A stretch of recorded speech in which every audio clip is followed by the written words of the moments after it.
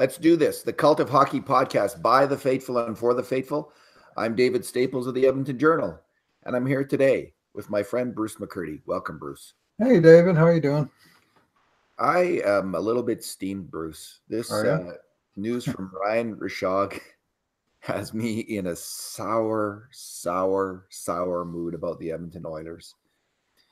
And do you want to read his tweet? You got it handy there? Sure. Yeah, his first one was Oilers had discussion with Marcus Leto, agent for Jesse Puljujarvi today. Team is open to trading him if a proper return can be found. And in the meantime, an AHL stint to help boost offense and confidence is being considered. No decisions yet. What a mess, Bruce. What a mess. Here's a team desperate, absolutely desperate for help on the wing. And they get the 4th overall pick in the 2016 draft. I mean, they've traded away Taylor Hall by then. They're about to trade Jordan Eberle at the end of that season. And they bring in this young Finnish hockey player. And, there's going to be a lot of people who say, well, what has Puljujarvi ever done to earn playing time in the Oilers? How has he ever succeeded? And doesn't have hockey sense and this and that and the other thing. And I would just say this, Bruce, there's been no consistency in the Oilers' handling of Puljujarvi at all. He's never had consistent line mates. I mean, his most consistent line mate has been Milan Lucic. He's played, and I'll give you the numbers here. He's played 674 even strength minutes with Milan Lucic, most of them in the last 2 years, when Milan Lucic's game has fallen off a cliff. He has been Puljujarvi's most common line mate. He's been out there with this player. Their games don't mesh in the least. I don't know whose game does mesh with Lucic's, all due respect to Lucic's game at this point. But he's been out there 674 minutes with Lucic. I mean, do they really think that was going to work? Did they think that was the best plan for their prize prospect draft pick, playing him consistently with a guy who can't generate any offense at all? So he's also played 412 minutes with McDavid, 403 with Nugent Hopkins, 307 with Ryan Strome, 288 with Leon Draisaitl, 286 with Jujhar Khaira. So he has had some good line mates. But that much time with Lucic, that is just, I don't know. I can't figure that at all. I mean, Puljujarvi plays speed hockey. He makes fast passes. He wants to move fast. He needs to play in a flowing game. And you're playing him in this heavy hockey grind style with Lucic. That is just a terrible idea. And the other terrible thing is this. This is a guy who has unique skills. He can really pass the puck and he can really shoot it. But he has yet to get any time at all on the left half wall, even on the second power play unit, let alone the top unit in Edmonton. So you're going to trade away a player that you've invested maybe more than $10 million, maybe tens of millions of dollars in that kind of draft pick in terms of opportunity cost, what you'd expect from a player at that level. I don't know how much that draft pick is worth. It's worth a lot of money.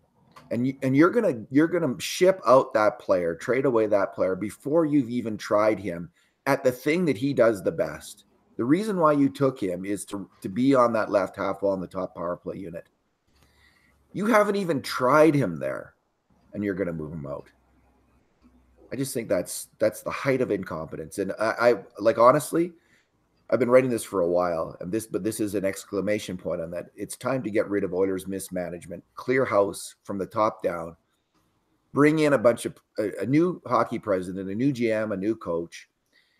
Yeah, send Puljujarvi to the minors for the rest of the year. But let's see how he does with the new group, with some competent people running this team. Well, they're going to have to sign him to a contract at the end of this year. His ELC is up and largely wasted. He's got so they have to convince him that the NHL is in his future. I mean, as a European player, he has options that a lot of other guys don't. Now, I understand that his goal is NHL. I mean, that's where he is for now. But as you say, they seem to be having a whole lot of trouble finding a home for him. I had higher hopes when Ken Hitchcock got the job, and one of the very first things he did was personally request that, yes, it be brought up from the minors after, I think, a 4-game stint down there. He wanted to get him in, playing in a regular role with the big club. And he's played every game since. He hasn't been in the press box even once, as I recollect. But he's sure been up and down the lineup, and he sure has spent a lot of nights, like last game, where supposedly he's playing with Nugent Hopkins and Kara on a pretty promising looking second line. And by the 10-minute mark of the first period, he's somewhere down the lineup, and without really any sort of obvious explanation or reason as to why he would get switched around. And it's got to be hard, for a guy. He came over as an 18-year-old kid, and a young 18, May birthday. And right away, they put him in the NHL, and they kept him here until his first year of his contract kicked in. You might remember that he spent a lot of time in the press box. He spent a lot of games playing 6 and 5 and 3 minutes. And then as soon as they got to game 41, whatever the threshold was, down he went to Bakersfield. And then last year he was up and down. This year he's been up and down. And even when he's up, it's like first line, third line, fourth line, fifth line in the press box.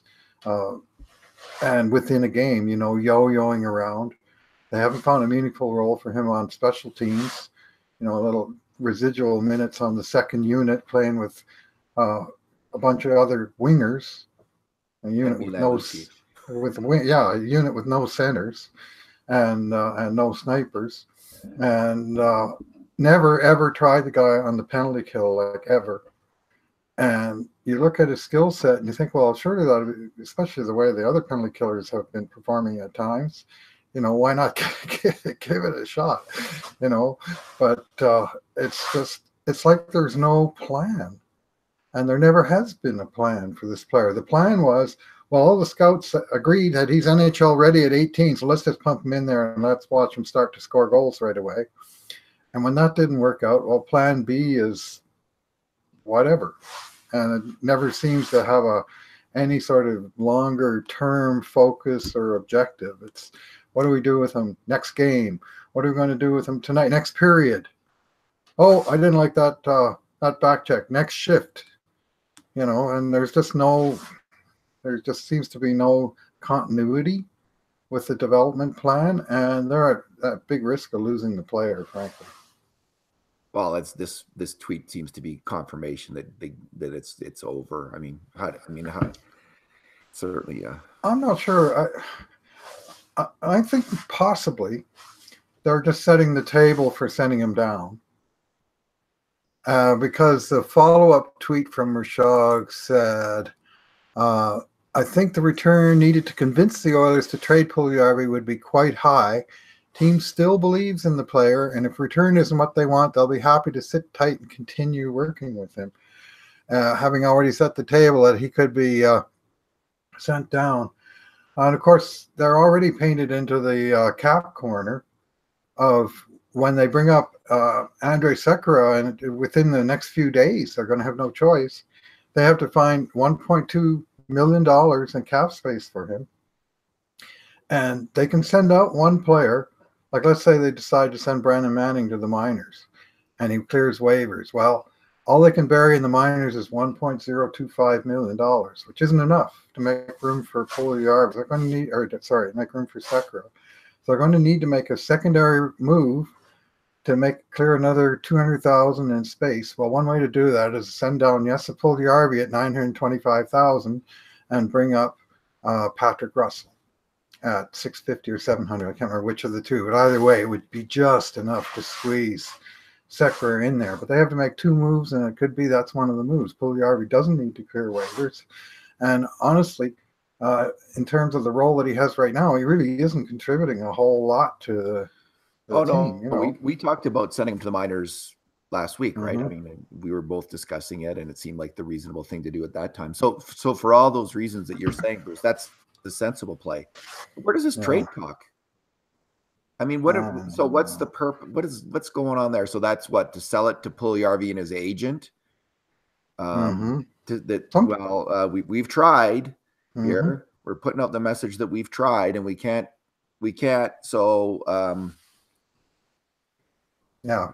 I don't know. Yeah, that's often there's often a or is it preparing the fan base for a trade? I mean, wow.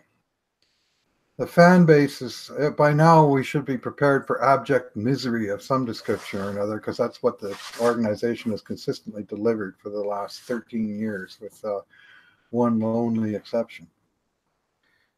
yeah. I'm sorry. I'm growing. I'm with you. I'm growing a very short patience of the continued bungling of major assets and no consistency of vision and no parent focus to the moves that they're making. And Remember it's a mess. The Ryan Strome narrative. Well, yes, he doesn't necessarily get along. We've heard with his teammates, and they don't want him on his line, and he's terrified, according to John Shannon, or about playing with McDavid and Draisaitl, blah blah blah. Probably there's some truth to all of that. Certainly, I think the notion that some of these top players like McDavid and Draisaitl don't want to play with him on the line. I think that that's not. Doesn't seem crazy like that idea. It seems like it's probably a reasonable idea that they want to play together and they don't want to play with him. Fair enough. But anyway, so the new narrative was, well, there's this Ryan Strome guy who's struggling, but these two guys have gotten together and they're, of course, they were with Lucic the whole time and they didn't have a lot of success as a line. Nope. Wonder why.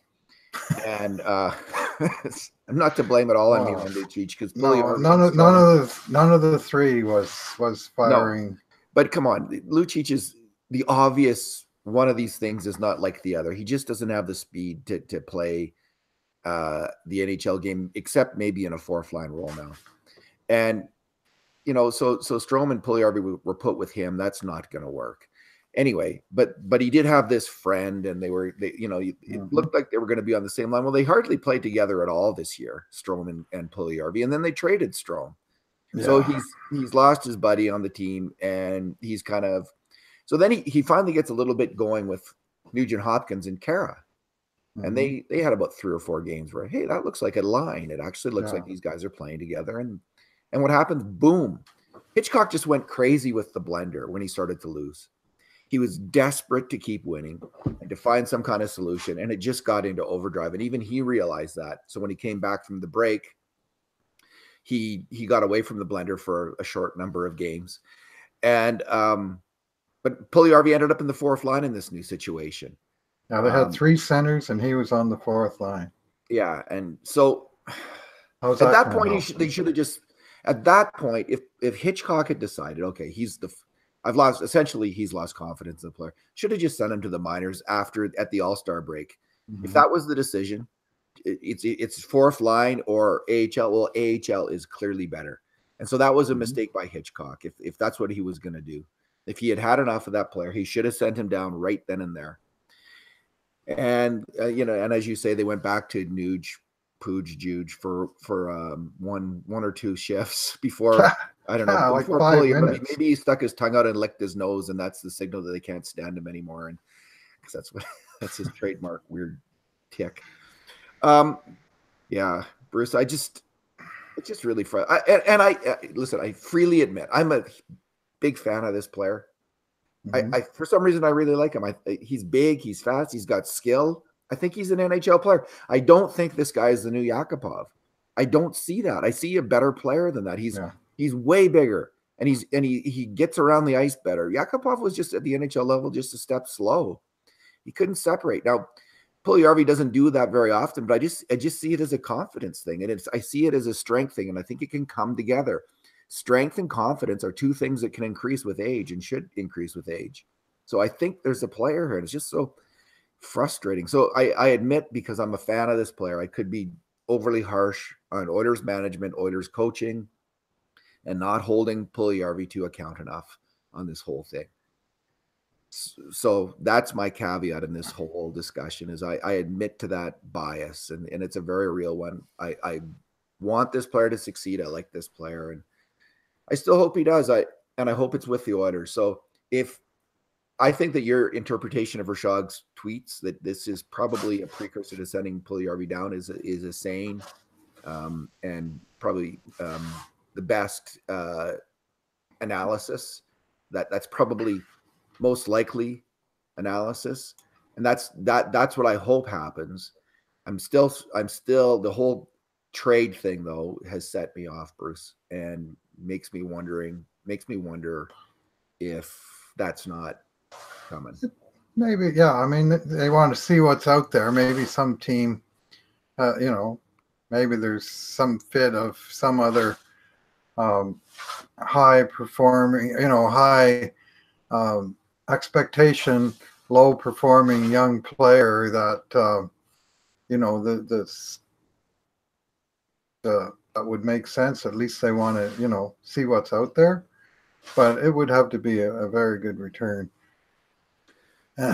Bob Stauffer tweets on Jesse Puljujarvi. I'm the first to admit I would have thought he would have gained more traction to this point in his NHL career, especially given his performance in the 2016 World Junior Championships. However, he's still only 20. Life, let alone hockey, isn't always one continuous upward trajectory. So Bob's preaching patience here with Puljujarvi, and I really like that. And I think Stauffer has been consistent with that in terms of a media voice, and considering that he's with the Oilers, that's good to hear. This patient approach still sounds like it might be part of the program with Puljujarvi. So that's what I'm hoping. That's what I want to see here, and I hope that's what prevails. Yeah, well, here's an interesting comparison case. Dylan Strome. Since we're talking about Strome already, Dylan Strome, he was drafted 3rd overall 1 year before Jesse Puljujarvi. So sort of same level of expectations. 6'3", 200 pounds, big guy, dripping with talent. He was ripping up the OHL. He won the scoring title in his draft year, but they sent him back to junior for 1 more year.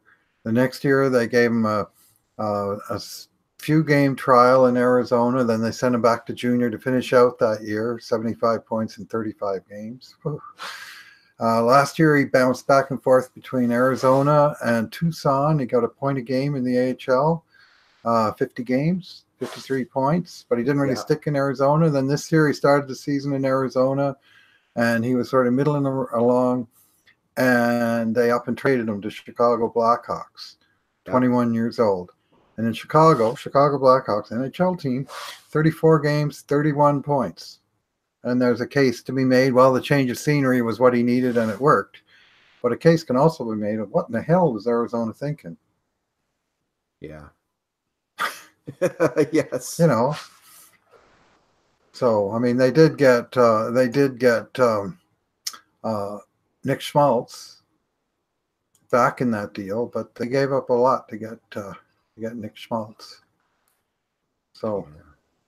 Anyway, I mean, sometimes it takes these guys a while.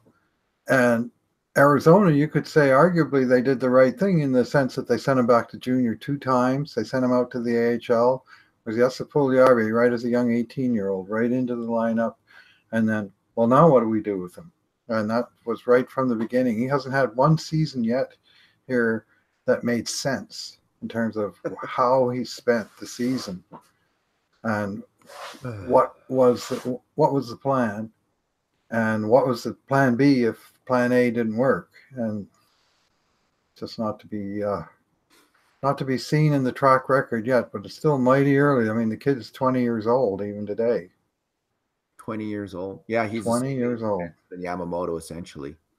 Yeah. I mean, he's 2 months younger than Tyler Benson. I was just going to say, who was born in March of 98.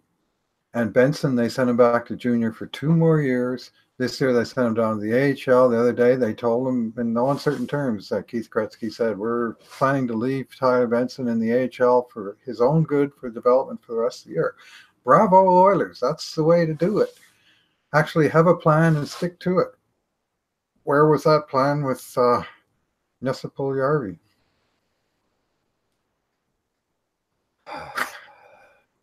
Let's leave it there. Thanks for talking, Bruce.